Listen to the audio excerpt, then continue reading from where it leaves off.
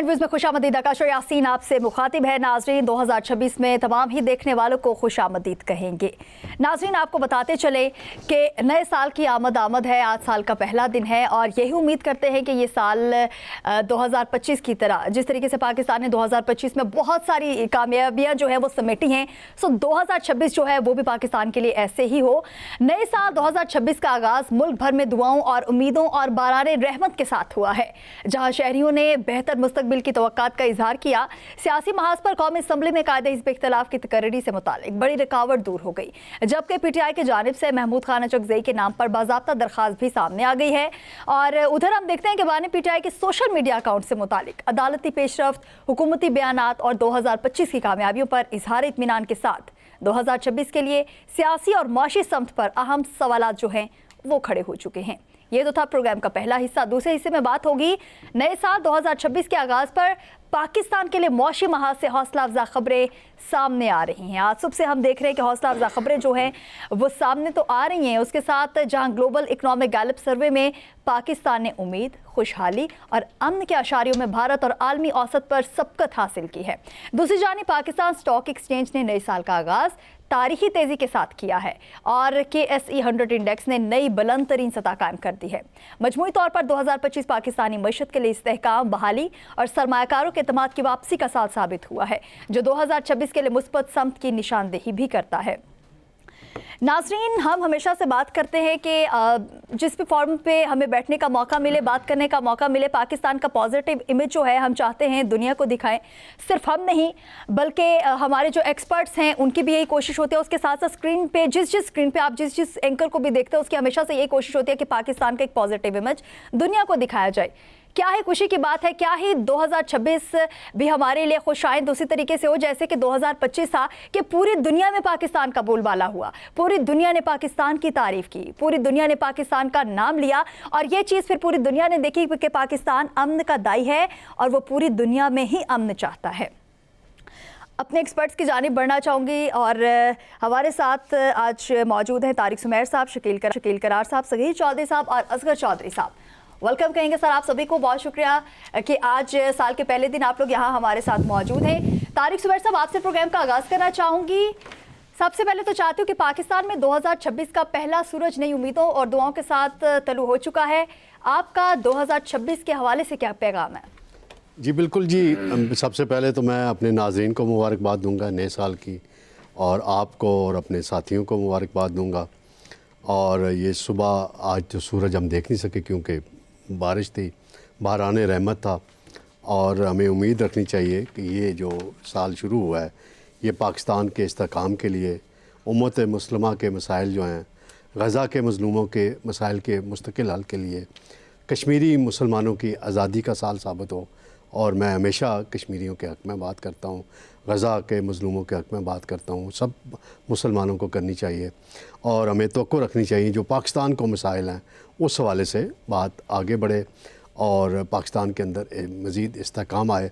मईशत के हवाले से काफ़ी बातें होती हैं, इस्तेहकाम आया है, दावा किया जाता है इस्तेहकाम का, और स्टॉक मार्केट की जैसे एंट्रो में भी आपने बताया बात होती है। उस हवाले से मैं अलग से आपसे बात करूंगी। मैं आखिरी बात कर लूँ ना तो फिर आपके सवाल की तरफ आऊँगा। सवाल तो पूछा ही नहीं है, सवाल आपसे पूछूंगी। शकील करार साहब, साल का पहला दिन है और 2026 में हम दाखिल हो चुके हैं। जिस तरीके से बात की तारिक सुमेर साहब ने कि उम्मत मुसलमा के लिए ये साल 2026 जो है वो बहुत ही ज़्यादा अच्छा होना चाहिए, सो आप क्या कहेंगे?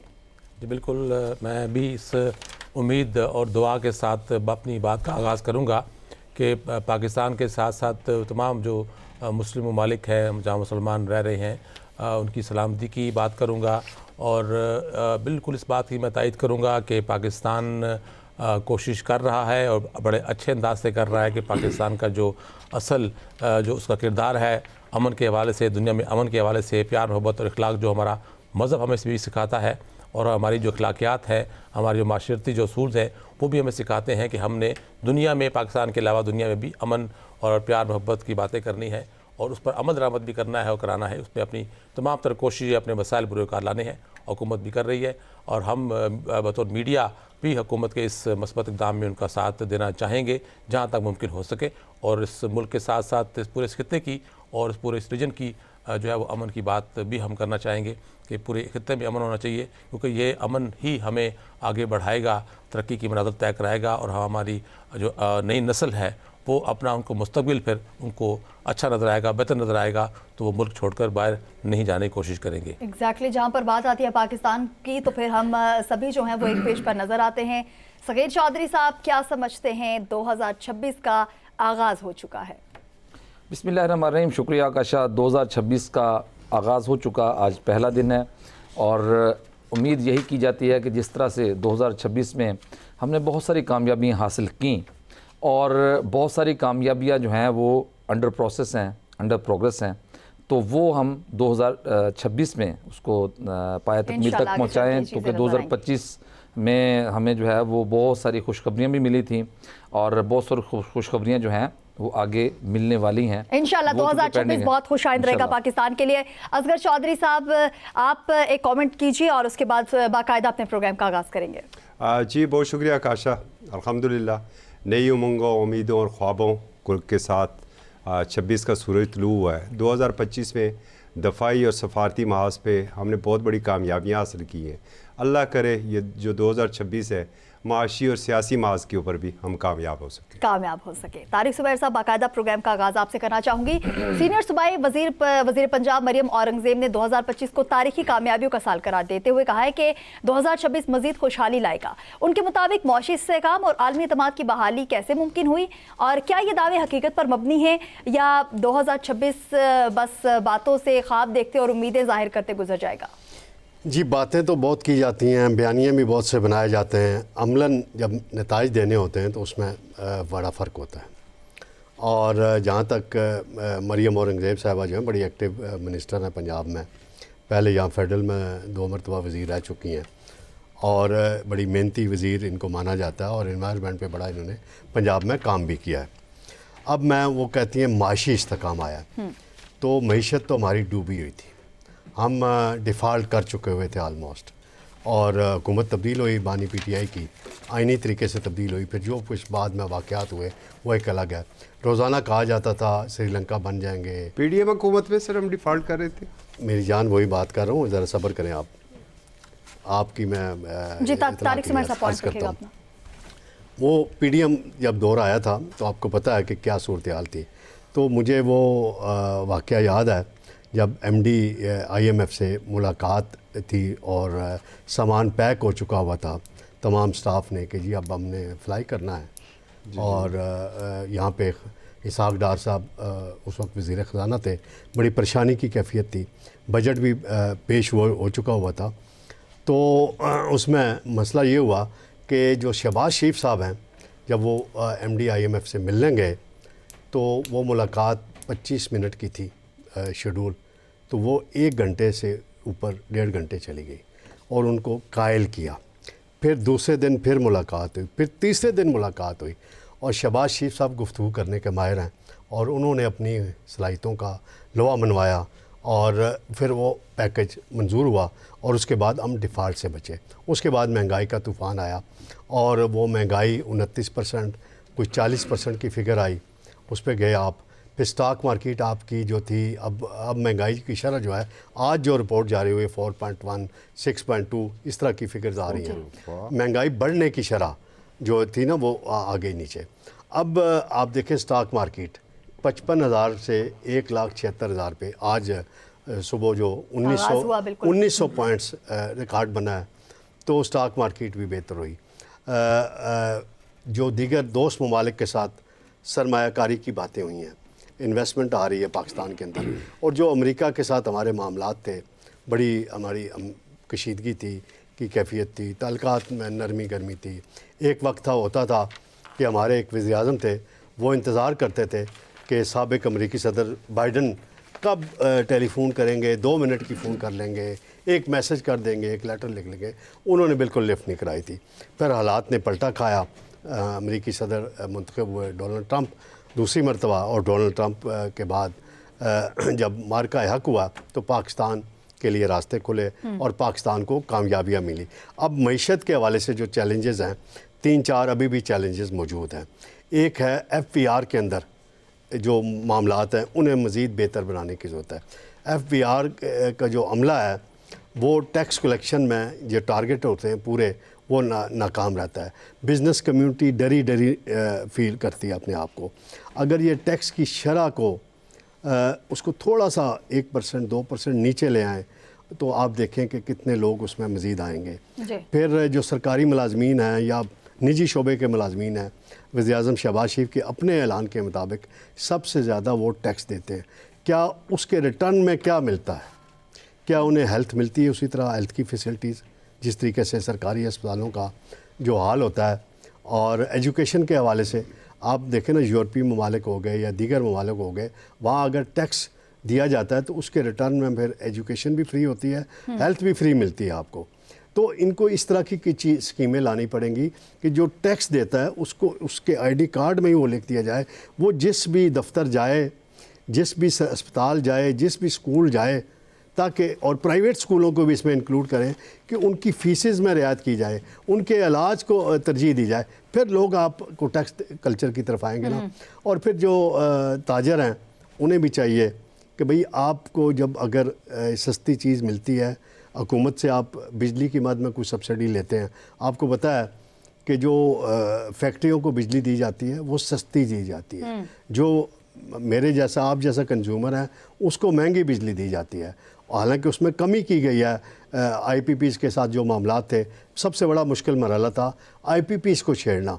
उसमें बड़ा इंटरेस्ट लिया वज़ीर-ए-आज़म शहबाज शरीफ ने, फील्ड मार्शल साहब ने और एक SIFC के जनरल साहब थे, उनको वहाँ तैनात किया गया, पूरा कोऑर्डिनेशन की, और इसमें अवैस लगारी और उनकी टीम ने भी बड़ा काम किया। तो उनके साथ जो रीनेगोशिएट किया गया, इसमें अब ये नहीं हो रहा कि बिजली नहीं भी बनाई तो आप पैसे लेते रहेंगे। अब उसको बेहतर कर दिया गया क्योंकि उसमें बड़े मसाइल थे, इंटरनेशनल गारंटीज़ दी हुई थी। तो उसमें अब ज़रूरत है कि बिजली, अब सोलर का एक इशू है, सोलर आपने अलाउ कर दिया, लोगों ने लगवा भी लिया। अब उसमें रुकावटें डाल रही है हमारी ब्यूरोक्रेसी, बहुत सी चीज़ें ला रही है और उसमें रुकावट जो है, अभी तक वज़ीर-ए-आज़म शहबाज शरीफ जो है वो डटे हुए हैं कि जी ये आप इस तरीके से नहीं चलेगा। एक आपने सहूलत दी है, या फिर आप बिजली सस्ती कर दें तो लोग सोलर की तरफ ना जाएं, आप उस तरफ ना करें। किसान के लिए जो मसाइल हैं उसमें आपको बेहतरी लानी पड़ेगी। गंदम का जो मसला है प्रोडक्शन का, उसको हल करना पड़ेगा ताकि हमारी प्रोडक्शन स्ट्रॉन्ग होगी और तमाम तरह हालात पाकिस्तान के वो भी बेहतर होंगे। शकील करार साहब, पंजाब सीनियर सूबाई वजीर पंजाब मरियम औरंगजेब ने 2025 को तारीखी कामयाबियों का साल करार दिया है। मैं ये जानना चाहूंगी कि कौन सी तारीखी कामयाबियां वो भी आप हमारे सामने रखें, और उसके साथ उन्होंने 2026 का भी जिक्र किया है कि वो भी खुशहाली लेकर आएगा। उनके मुताबिक मौशी इस्तेहकाम और आलमी एतमाद की बजाय, ये बहाली की बजाय चीज़ें जो हैं वो कैसे मुमकिन है? शुक्रिया आकाशा, मेरा भी यही सवाल है आपसे भी और तारिक सुमैर साहब से भी, कि इन्होंने जो कहा कि बड़ा अच्छा गुजरा, खुशहाली आ रही है, मईशत बेहतर हो रही है, महंगाई कम हो रही है। साथ ही उन्होंने अपनी जो तफसीलात पेश की हैं तो उसमें तो वही नज़र आ रहा है कि हम पाकिस्तानी का बच्चा और आने वाले अगले कई सालों तक वो IMF का मकरूज़ रहेगा और वो हर साल अरबों रुपए वो टैक्स उसका सूद अदा करता रहेगा और उसमें जकड़ा रहेगा। तो अगर IMF के हम शिकंजे में जकड़े रहेंगे तो फिर मईशत बेहतर कैसे होगी, महंगाई कैसे कम होगी, FBR का निज़ाम कैसे बेहतर होगा, टैक्स नेट में लाने के लिए मैक्सिमम। और उन्होंने ख़ुद भी कह दिया कि टैक्स नेट में हम जैसे तनख्वाहदार और गरीब तबका तो वैसे ही पिस गया है उसमें कि उसने एक माचिस की डब्बी लेगा उस पर भी टैक्स देगा वो। तो जो बड़े बिजनेसमैन हैं, फैक्ट्री मालकान हैं, वो टैक्स नहीं देते। कितना % देते हैं, जो FBR को बेहतर पता होगा। वो बिजली की मद में, गैस की मद में कितने बिल अदा कर रहे हैं, कितने नहीं कर रहे, ये भी उनके इल्म में है। तो असल तो नेट में उनको लाना है, कारोबारी तबके को लाना है। जबकि ऑलरेडी जो मुलाजमीन है, तनख्वाहदार है या मिडल और लोअर मिडल क्लास है, वो तो पहले ही टैक्स के ज़द में इतना आ चुके हैं कि आधी कमाई उसकी टैक्स में निकल जाती है। हम एक कॉल करते हैं उस पर भी टैक्स है, कॉल हम 1 मिनट की करें या 2 मिनट की करें, 8 मिनट के हिसाब से हमें टैक्स वसूल जाता है। आप कॉल लोड करें तो टैक्स है, कॉल करें तो टैक्स है। इतने टैक्सेस हैं कि अब उसको हमें याद नहीं रहता कि किस में कितने % टैक्स हम पे कर रहे हैं। खाना जाए तब टैक्स पे करें, कार्ड पे जी जो भी है। आप टैक्स की बात कर रहे हैं, इनडायरेक्ट की बात नहीं कर रहे। डायरेक्ट तो मेरी जेब में तो कोई भी नहीं आ रहा ना आपकी जेब में जा रहा है, खजाने में जा रहा है। तो हम तो बात कर रहे हैं मईशत की बेहतरी, महंगाई कमी की बात कर रहे हैं। तो ये जो मरियम औरंगजेब साहब ने फरमाया तो हमें बता देते हैं कि कहाँ पर खुशहाली आई है, कहाँ बेहतरी आई है। कौन सी इंडस्ट्री लग गई है, इंडस्ट्री की बेहतरी हो रही है, किसान की बेहतरी हो रही है, गंदम की कीमत किसानों की मर्ज़ी के मुताबिक फ़िक्स हो रही है, बता दें हमें। तो खुशहाली उम्मीद कर रही है, वो अच्छी बात है, उम्मीद उन्होंने कर ली है 2026 की, अगस्त 23 की भी कर ले, लेकिन हमें को बता देना कि वाज़ेह कर दें कि ये तब्दीली पाकिस्तान में आ गई है, 25 में आई है, 24 में आई है, फिर हम खुशी का इज़हार करें, मुबारकबाद पेश करेंगे इनको। अगर इनके पास मुस्तबिल का प्लान है 26 का, बेहतरी लाने का, मैशत बेहतर करने का, महंगाई कम करने का, वो बता दें। देखिए ना, आप सिर्फ ज़ुबानी जमा खर्च कर रहे हैं और खुशी मना रहे हैं, तो आप मनाते रहें। हमें तो उस वक्त काम यकीन आएगा जब हमारे सामने कोई फिगर आएंगे, कुछ चीज़ सामने आएगी, कोई प्लान सामने आएगा कि ये कुछ हो चुका है, ये होने वाला है। बिल्कुल। सफीर चौधरी साहब, क्या समझते हैं? आपसे भी यही सवाल करूंगी। जिस तरीके से शकील करार साहब ने बात की, 2025 को तारीखी कामयाबियों का साल करार दिया जा रहा है, लेकिन हमने देखा कि अवाम का बुरा हाल रहा है 2025 में। महंगाई जो है वो दिन ब दिन बढ़ती जा रही थी। महंगाई महंगाई महंगाई, सोशल मीडिया का दौर है, बहुत सारी वीडियोस ऐसी नज़र से गुजरी कि एक आम आदमी जो है वो खुदकुशी करने पे मजबूर हो गया। फिर खुशहाली कौन सी थी 2025 में आम आदमी के लिए? कहने में कोई हर्ज नहीं है, और खुशफहमी जो है होती है वो इंसान को ले डूबती है। आपको एक्चुअल जो मौजूदा सूरत हाल है उसको देख के जवाब देना चाहिए, और हर बंदा जानता है कि पाकिस्तान में खुशहाली कितनी आई और पाकिस्तान में बदहाली कितनी है। ठीक है, नो डाउट कि 2025 जो है वो वेल्थ इमिग्रेशन का, यानी सरमायाकारों की नकल मकानी का साल रहा। थोड़े से अदाद शुमार अर्ज़ कर देता हूँ। बैन अल-अक़वामी सतह पर अब देखें, फिर मैं पाकिस्तान की तरफ आ जाऊँगा, 1 मिनट लूँगा। ये बरतानिया में सबसे ज़्यादा लोगों ने नकल मकानी किया, जो अरबपति बिलीनियर्स हैं, डॉलर्स की बात कर रहा हूँ या पाउंड्स की बात कर रहा हूँ, सरमायाकार थे, उन्होंने छोड़ दिया बरतानिया को। 16,500 सरमायाकार बरतानिया को छोड़कर दीगर ममालिक चले गए। इसी तरीके से चीन से भी छोड़ा गया है, 78,000 का फिगर, 7800 का फिगर सॉरी आ रहा है, और भारत से भी छोड़ा है। 3,500 सरमायाकार जो है वो भारत को छोड़कर दूसरे मुल्कों में चले गए। इसी तरह जनूबी कोरिया से 2400 सरमायाकार जो उन्होंने छोड़ा। अच्छा, अब यूएई जो है वो इस वक्त सरमायाकारों का एक मरकज़ है तवज्जो का, वहाँ पर ही तमाम सरमायाकार जो है वो अपनी सरमायाकारी कर रहे हैं। उसकी बेसिक वजह यह है कि वहाँ पे टैक्स फ्री है जी। आपको कोई लंबा चौड़ा टैक्स नहीं देना पड़ता, आपको बहुत सारे फाइलों का पेट नहीं भरना पड़ता, वहाँ पे करप्शन फ्री माहौल है, गवर्नमेंट ने हर चीज़ अपने कंट्रोल में की हुई है, वहाँ पे चीज़ें बिकती नहीं हैं कि आप अपने कौमी असासे बेचते नहीं हैं, या करप्शन या किकबैक्स नहीं है। तो इस वजह से यूएई में दुनिया भर से 9,800 सरमायाकार जो हैं अब तक 2025 में दाखिल हुए, और अदाद शुमार ये बताते हैं कि इस साल यानी 2026 में इनकी तादाद दुगनी हो जाएगी। रियल एस्टेट वहाँ पे सबसे ज़्यादा इस वक्त आप कह लें कि पसंदीदा तरीन जो है वो कारोबार है, वहाँ पर सरमायाकारी सबसे ज़्यादा हो रही है। और हमारी रियल एस्टेट का ये हाल है हमारे मुल्क में कि आपने पिछले 4-5 साल से रियल एस्टेट का बेड़ा गर्क किया हुआ है, जिसमें सबसे ज़्यादा लोगों को रोज़गार मिलता है, क्योंकि प्राइवेट सेक्टर ऐसा एक सेक्टर है जो बहुत सारे लोगों को अकोमोडेट करता है, रोज़गार के मौके मुहैया करता है। सरकारी नौकरियाँ, सरकारी जॉब्स जो हैं वो इस तरीके से मुल्क की मईशत में उस तरह से अपना किरदार अदा नहीं कर सकती जितना किरदार आपका प्राइवेट सेक्टर करता है। नंबर 2 है, आपका एक ज़राई मुल्क है। देखें, आपने ज़राअत पे क्या रिसर्च की, ज़राअत पे आपने कितनी तवज्जो दी, आपने डेयरी फार्मिंग, आपने लाइफ स्टॉक को कितना प्रमोट किया।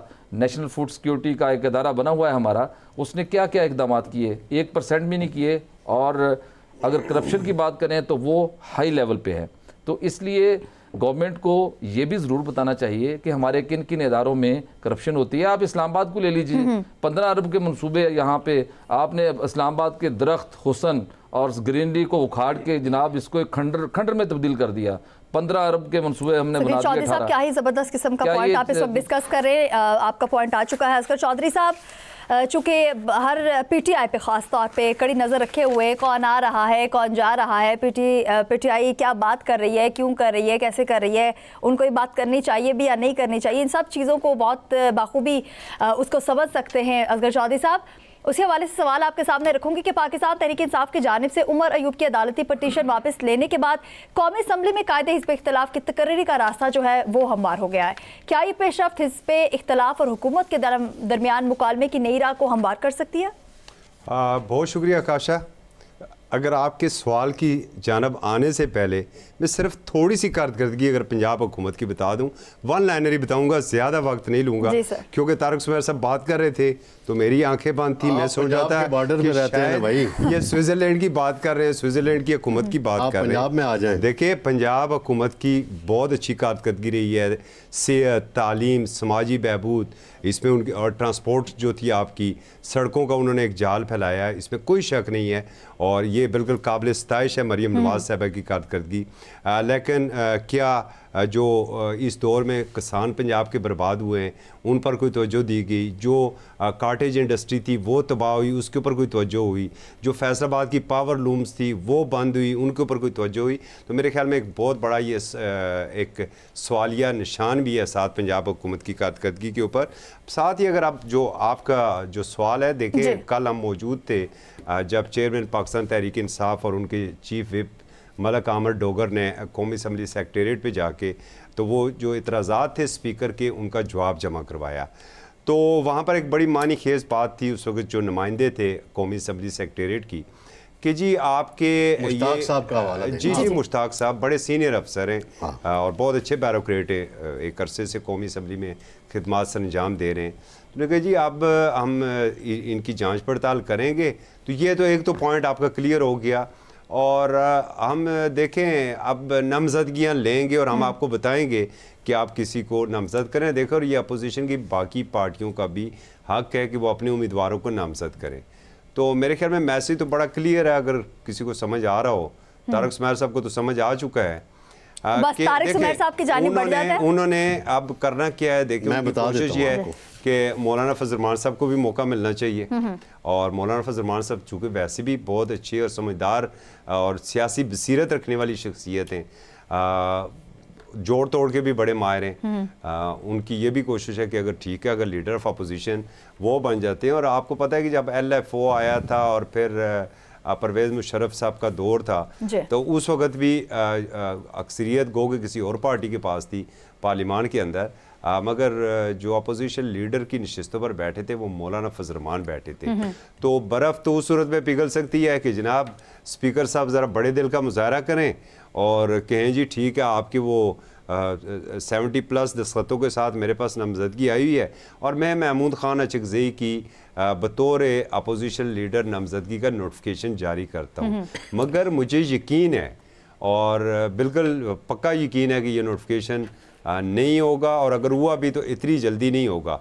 अभी इस मामले को मज़ीद लटकाया जाएगा, मज़ीद गुफ्त शनीद होगी, हो सकता है खतूत का तबादला हो। हालांकि पार्लियामेंट के एक कोने के ऊपर अगर स्पीकर का चेंबर है तो दूसरी साइड पर अपोजिशन तारिक सुमैर साहब की तरफ में बढ़ना चाहती हूं। याद तारिक सुमैर साहब, ओके ठीक है, तारिक सुमैर साहब। तारिक सुमैर साहब, जिस तरीके से असगर चौधरी साहब ने बात की कि ये वाला जो मामला है इसको लटकाया जाएगा, क्यों, मतलब वजूहात क्या हो सकती है? मैं ज़रा पहले शकील करार साहब की एक दो बातों का जवाब दे दूं। जी, जब ये हुकूमत आई थी ना शकील साहब, तो स्टेट बैंक का जो शरह सूद है वो 22% पे था, ठीक है जी।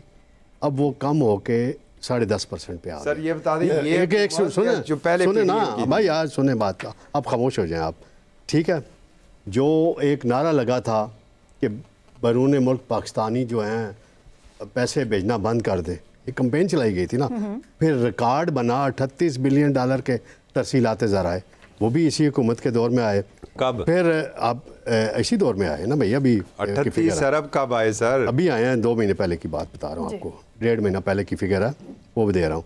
फिर आप ये देखें कि जो करंट अकाउंट का खसारा था जी जी वो कितना कंट्रोल हुआ है और उसमें 100 million dollar current account surplus पे गया है। ये फर्स्ट टाइम हुआ है तारीख में। ये चीज़ें प्लस पॉइंट हैं, आप इसको भी नोट करें और माहिर मईशत जो है उनसे जाके पूछ लें। अगर मैं फिर एक मिनट छोड़ दें मुझे बोलने दें, आप खामोश हो जाएं। अगर खामोश नहीं होंगे तो फिर मैं आपको बाद में सर आपकी तरफ भी आऊंगी, पहले तारिक सुमैर साहब का पॉइंट आपने जो पॉइंट है कि स्पीकर साहब नॉमिनेट करेंगे अचकज़ई साहब को या नहीं। अचकज़ई साहब की नॉमिनेशन इन्होंने की। मैं आपको ये यकीन से बता सकता हूँ अपनी जो मालूमात की रोशनी में मुसद्दक़ा जी कि अचकज़ई साहब के साथ हाथ किया गया पहले मरहले में। सबको पता था कि जी डॉक्यूमेंट हाई कोर्ट से लाने हैं, सुप्रीम कोर्ट से लाने हैं, वो जानबूझ के ताख़ीर की गई। और नॉमिनेशन उस वक्त की जाती है जब सारे एतराज़ात दूर हो जाएं, तो फिर आपने एक लिस्ट देनी होती है असम्बली सेक्रेटेरिएट को, स्पीकर के पास जाके, स्पीकर ऑफिस में। इन्होंने पहले 70 बंदों की दे दी। अब जो मुश्ताक साहब हैं, लॉ के बड़े माहिर हैं, सीनियर तरीन अफसर हैं, स्पेशल सेक्रेटरी के पास उनका एडवाइज़र है, बल्कि अब तो उन्होंने जो पॉइंट उठाया है उससे ये लगता है कि अभी ये मामला ताख़ीर का शिकार होना है। फिर आपको याद होगा कि मतलब कबूल ही नहीं है मतलब आपको महमूद परवेज़ मुशर्रफ का जो दौर था उसमें पीपल्स पार्टी मेजॉरिटी में थी, अपोजिशन में। जी जी। और एमएमए की तरफ से मौलाना फजलुर रहमान साहब अपोजिशन लीडर बन गए। स्पीकर के पास रूल्स में कुछ थोड़ी गुंजाइश आती है। मौलाना फजलुर रहमान साहब मेरा ख्याल है इस माहौल में अपोजिशन लीडर बनने के लिए तैयार नहीं है और ना वो बनेंगे। उन्हें कायल करने की कोशिश की जा रही है कि ग्रैंड अलायंस का हिस्सा बने, वो उन बातों में नहीं आ रहे। और उनका वो मौलाना साहब की तादाद 10 या 11 उनके एमएनएज हैं, तो इतने कम तादाद में बनेगा इन्हीं में से जो बानी पीटीआई ने नॉमिनेट किए हैं, और थोड़ा प्रोसेस होके बन जाएगा। और एक दफ़ा महमूद खान चेक को नॉमिनेशन से पहले स्पीकर के चैम्बर में जाना पड़ेगा। वो आज खुद स्पीकर के चैम्बर में नहीं जा रहे, और वो मुझे लगता है कि आइंदा वो जो वीडियो और ऑडियोज आपने मंगवाई थी उनका क्या हुआ है? वो भी रिलीज हो जानी, बहुत जल्द रिलीज हो जानी है। एक और सवाल भी, स्पीकर कौमी असम्बली ने 12 जनवरी के इजलास में नए अपोजिशन लीडर की तकर्री का ऐलान करने का इम्कान जाहिर किया है, और जिस तरीके से असगर चौधरी साहब ने कहा कि ये मामला भी लटकता हुआ नजर आ रहा है, लेकिन तारिक सुमैर साहब ने कहा कि ये जो ताख़ीर होगी या ये जो मसला जो है इसको लटकाया जाएगा तो ये कहीं और से लटकाया जाएगा। इस पर भी बात करेंगे, लेकिन यहाँ पर वक्त एक शॉर्ट ब्रेक का, हमारे साथ रहे।